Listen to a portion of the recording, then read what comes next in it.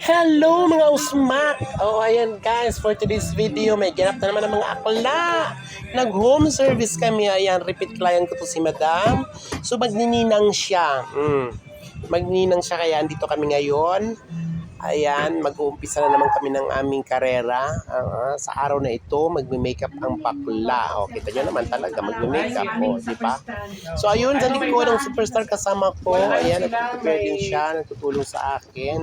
Ayan nga, ang aking ganap for today. Ewan ko na lang, nag-start na kaagad ako. Ewan ko na lang, may mga pag-ganong-ganon pang akla. Ewan ko na lang, kung obra ba ites. So ayun na nga, just lang kailangan ng face massage para ma-relax mo na ang mukha ni Madam.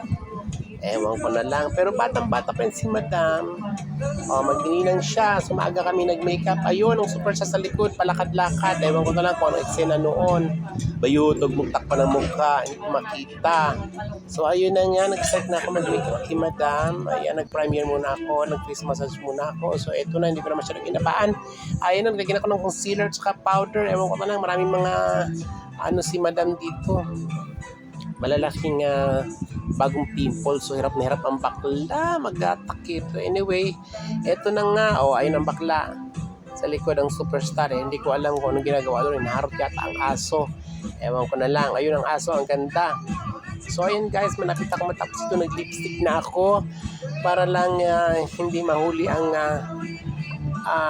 ninang. So binilisan ko na lang. Paala kayo dyan, kapoy magdabing. Ayun ang aso sa likod, ang cute.